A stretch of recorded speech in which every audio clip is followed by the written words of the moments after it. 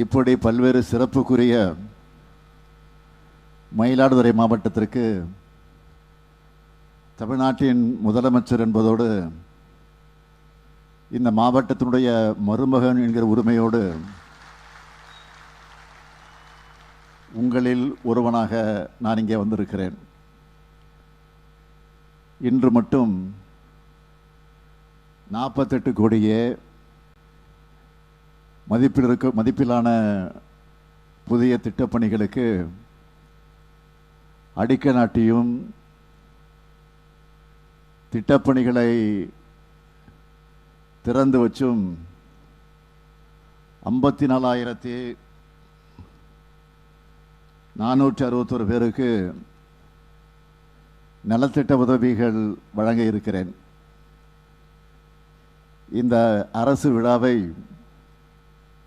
மிக சிறப்பாக பிரம்மாண்டமாக ஏற்பாடு செஞ்சிருக்கக்கூடிய பொறுப்பு அமைச்சர் மெய்யநாதன் அவர்களுக்கும்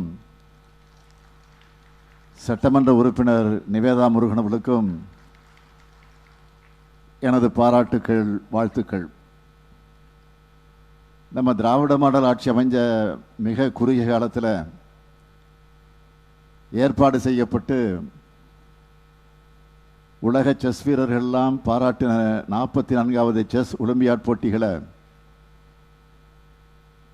சிறப்பு பெற்றது என்று சொன்னால் மெய்யநாதனுடைய திறமைக்கு அது சான்றாக அமைந்தது.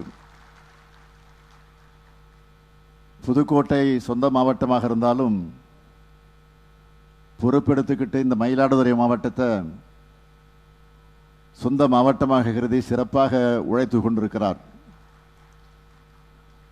அவரோடு சேர்ந்து சட்டமன்ற உறுப்பினர் நிவேதா முருகன் அவர்களும் சிறப்பாக பணியாற்றி வருகிறார். நேற்று நான் திருவெண்காட்டிலிருந்து மயிலாடுதுறை வருவதற்கு 4 மணி நேரம் ஆச்சு. வழிநெடுகிலும் கூட்டம். மயிலாடுதுறை நகர தெருக்களில் நான் நடந்து மக்களை சந்தித்த போது இடையில மழை வந்தது. அதை பொருட்படுத்தாமல் மக்களின் மேல் அன்பு மழை பொழிஞ்சது, என்னை நெகிழ வச்சது.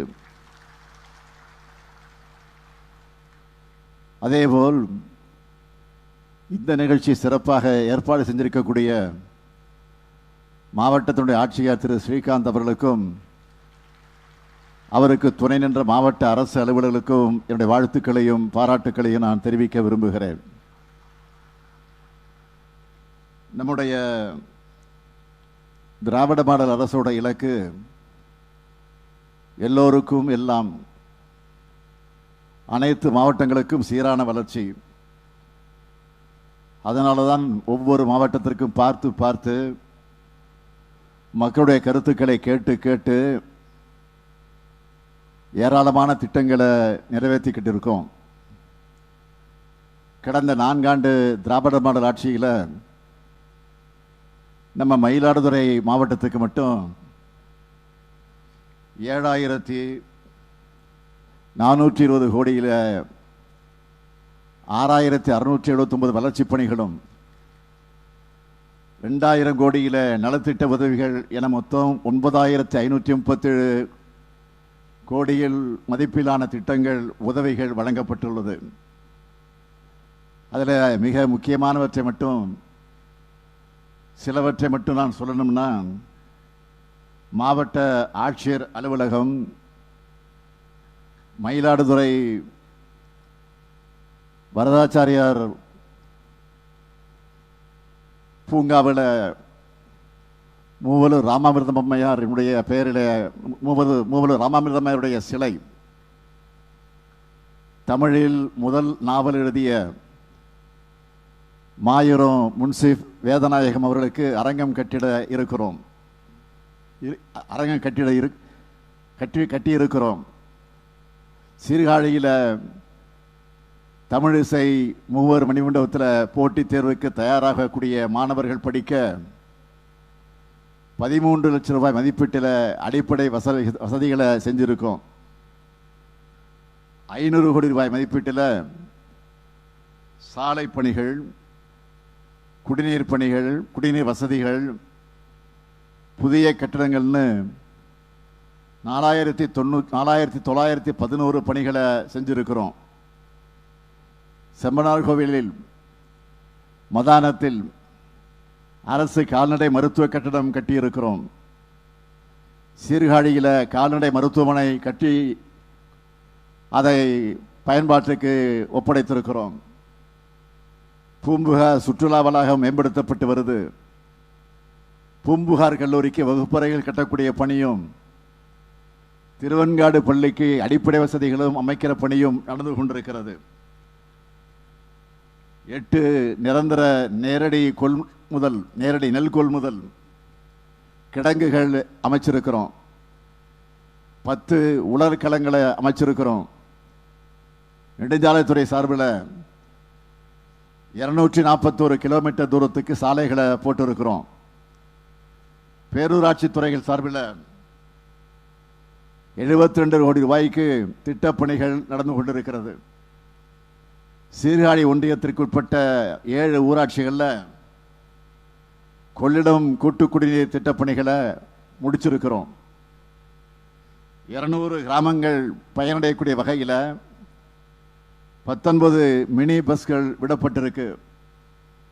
262 இடங்களில் தூர்வாரக்கூடிய பணிகள் நடந்து கொண்டிருக்கிறது. பொதுப்பணித்துறை சார்பில் 229 கோடி ரூபாய் மதிப்பீட்டில் பல்வேறு துறைகளுக்கு பல்வேறு கட்டடங்களை கட்டி தந்திருக்கிறோம். இது மட்டுமல்ல, நம்ம திராவிட மாடல் அரசோட முத்துரை திட்டங்களில் இந்த மாவட்டத்தில் உங்களில் எவ்வளவு பேர் பயனடைஞ்சிருக்காங்க என்று சொல்ல வேண்டும் என்று சொன்னால், கலைஞர் மகளிர் உரிமை திட்டத்தில் 64,396 சகோதரிகளுக்கு, மன்னிக்கணும், 1,64,396 சகோதரிகளுக்கு மாதம் 1000 ரூபாய் வழங்குகிறோம். 18,961 பேருடைய நகைக்கடன்களை தள்ளுபடி செஞ்சிருக்கிறோம். 1,217 மகளிர் சுய உதவி குழுக்களுக்கு 13 கோடி ரூபாய் கடனை தள்ளுபடி செஞ்சிருக்கிறோம். காலை உணவு திட்டத்தில் 50,689 மாணவர்கள் சுவையா சூடா சத்தான உணவை சாப்பிடுறாங்க. நம்ம பசங்க படிக்க 12,358 மாணவிகளுக்கு புதுமை பெண் திட்டத்திலையும் 5,042 மாணவர்களுக்கு தமிழ் புதல்வன் திட்டத்திலையும் ஒவ்வொரு மாதமும் 1000 ரூபாய் கொடுக்கிறோம். 41,000 மாணவர்களுக்கு நான் முதல்வன் திட்டத்தில் பயிற்சி அளித்து கொண்டிருக்கிறோம். 1,238 விவசாயிகளுக்கு புதிய இலவச மின் இணைப்பு கொடுத்திருக்கிறோம். 3,232 மாற்றுத்திறனாளிகளுக்கு பல்வேறு நிதி உதவிகளை வழங்கி கொண்டிருக்கிறோம். 10,267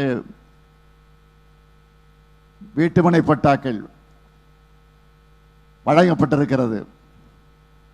6 லட்சம் விவசாயிகளுக்கு, 2 லட்சம் மீனவர்களுக்கு, 26,882 அமைப்பு சாரா தொழிலாளர்களுக்கு பல்வேறு நிதி உதவிகளை வழங்கி இருக்கிறோம். 2,498 பேருக்கு கலைஞர் கனவு இல்லம் வழங்க போறோம். இப்படி ஒவ்வொரு மனிதருக்கும் என்ன தேவைன்னு பார்த்து பார்த்து செஞ்சு தரோம். நான் கூறிக்கொள்ள விரும்புவது, நம்ம மயிலாடுதுறை மாவட்டத்தில் அதிகமாக வாழக்கூடிய மீனவ மக்களோட நலன் காக்கவும், நம்ம மீனவர்களோட பாரம்பரிய மீன்பிடி உரிமைகளை நிலைநாட்டவும் தேவையான அனைத்து நடவடிக்கைகளையும் நம்ம அரசு எடுத்துக்கிட்டு இருக்கு. வானகிரியில் சிறிய துறைமுகம் அமைக்கவும் நடவடிக்கை எடுக்கப்படுது.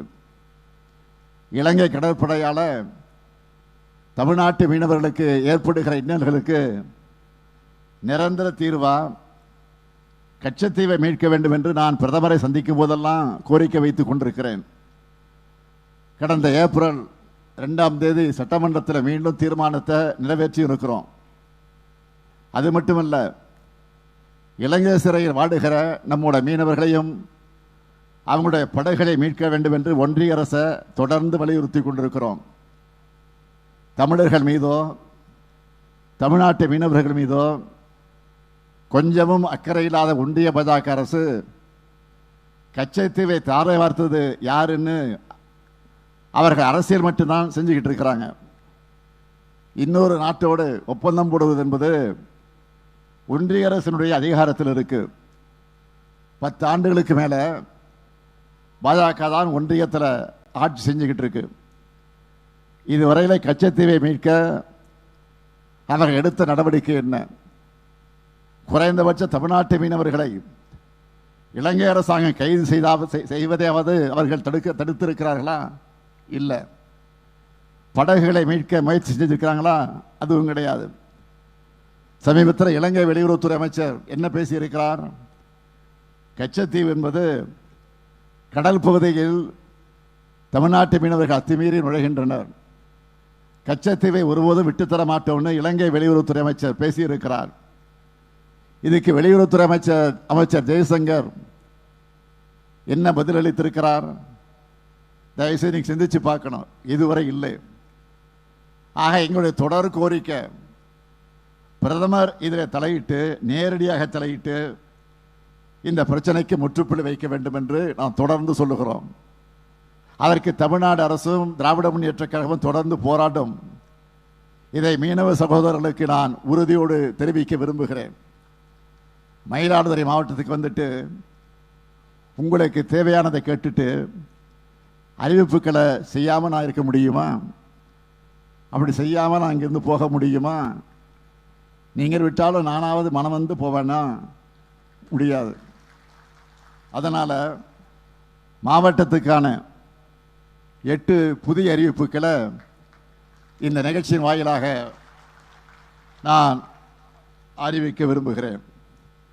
முதலாவது அறிவிப்பு, மயிலாடுதுறை பகுதியில் சீரான வாகன போக்குவரத்தை உறுதி செய்ய நீடூர் ஊராட்சியில் 85 கோடி ரூபாய் செலவில் புதிய ரயில்வே மேம்பாலம் அமைக்கப்படும்.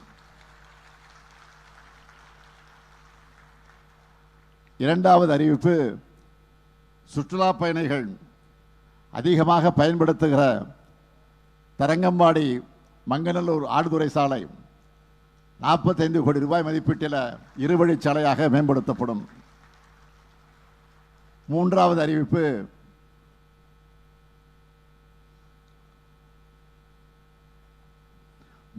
அறிவிப்பு, தென்னாப்பிரிக்காவில் நடந்த சத்தியாகிரக போராட்டத்தில் மகாத்மா காந்தி கூட கலந்துக்கிட்டு உயிர் தியாகம் செஞ்ச சுதந்திர போராட்ட தியாகி சாமி நாகப்பன் அவர்கள் நினைவாக அவரை போற்றக்கூடிய வகையில் மயிலாடுதுறையில் அவருடைய திருவுருவச் சிலை அரசால நிறுவப்படும்.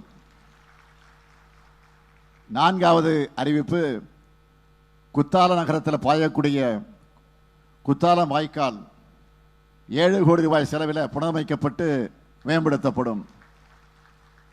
ஐந்தாவது அறிவிப்பு, தரங்கம்பாடி வட்டத்தில் இருக்கக்கூடிய தாழம்பேட்டை மற்றும் வெள்ளகோயில் கிராமங்களில் கடற்கரையோர கட்டமைப்பு வசதிகள் 8 கோடி ரூபாய் செலவில் மேம்படுத்தப்படும்.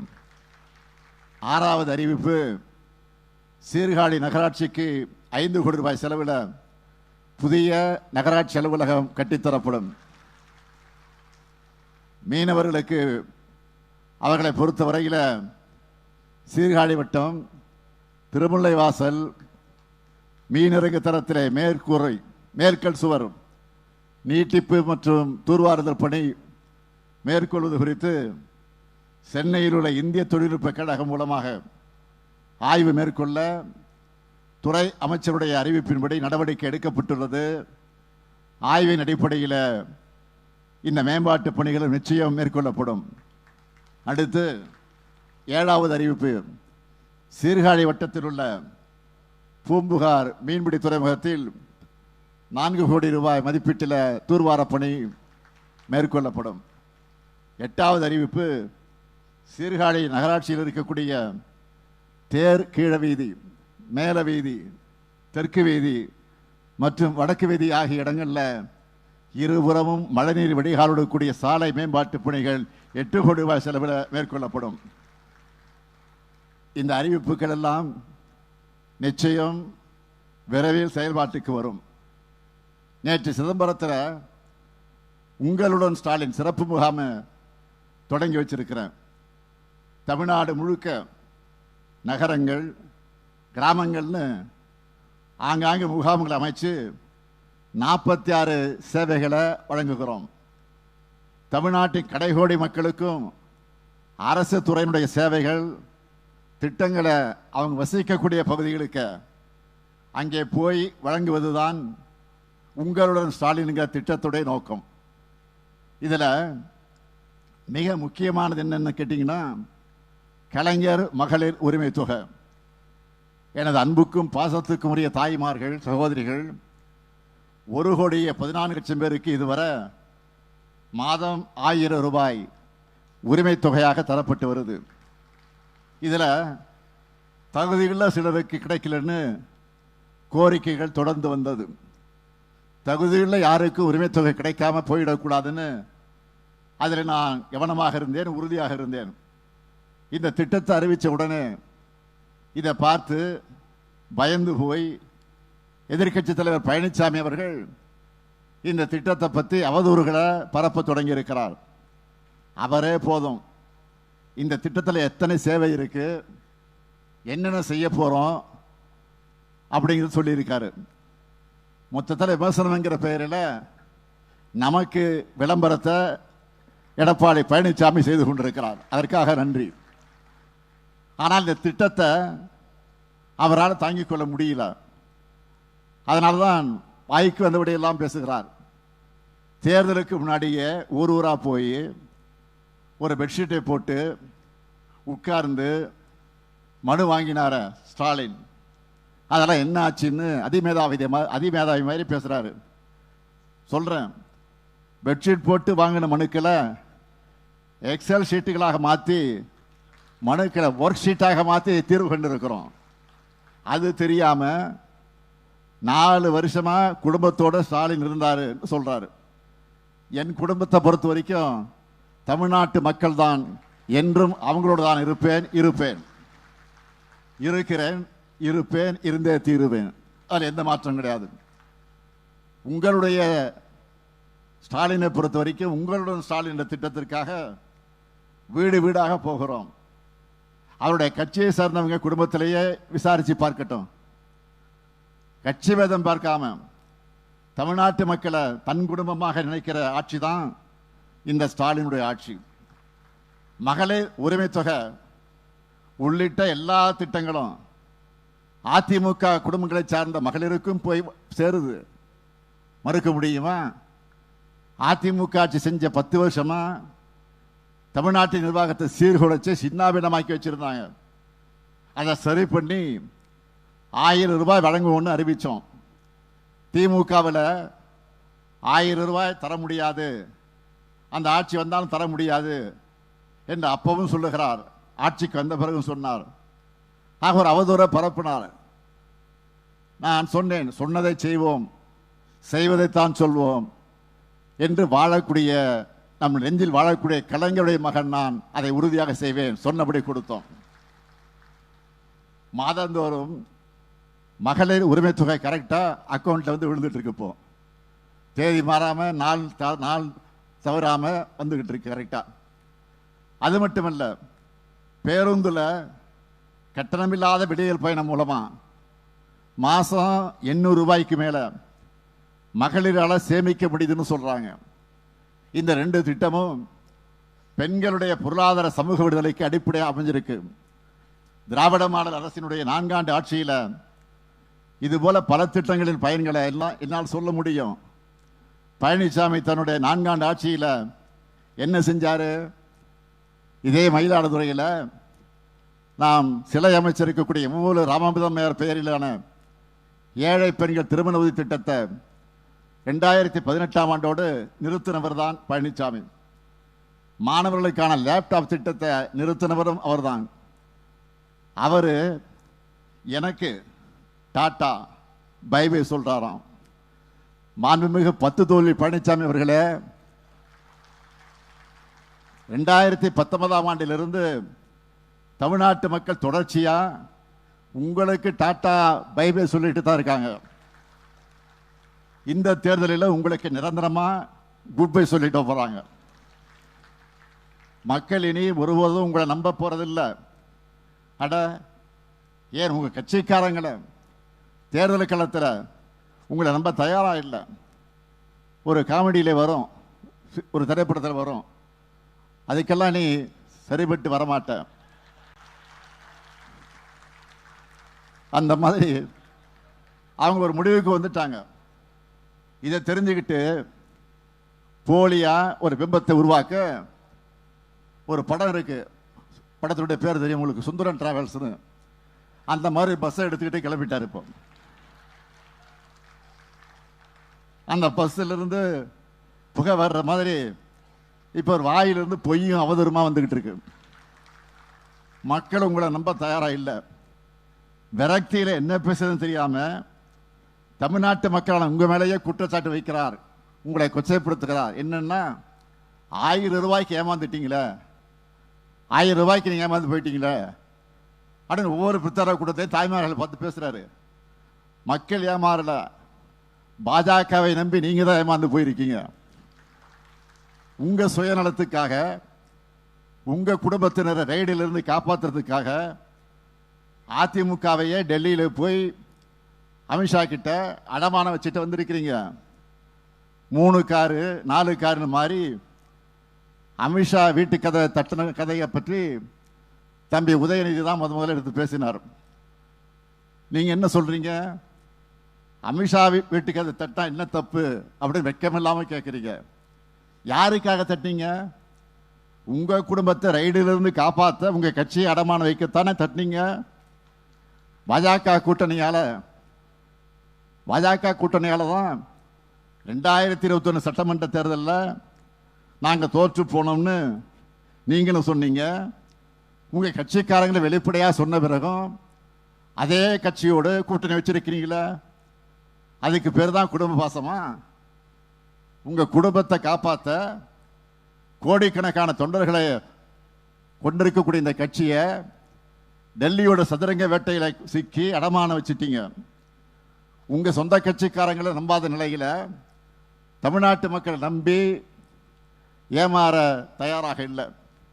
மக்களை பொறுத்த வரைக்கும் ஸ்டாலின் கையில் தமிழ்நாடு பாதுகாப்பாக இருக்கும். சுயநலத்துக்காக எந்த அந்நிய சக்தியும் ஸ்டாலின் தமிழ்நாட்டுக்குள்ள விடமாட்டார், தடுத்து நிறுத்துவார்னு நம்பிக்கையோடு வாக்களிச்சாங்க.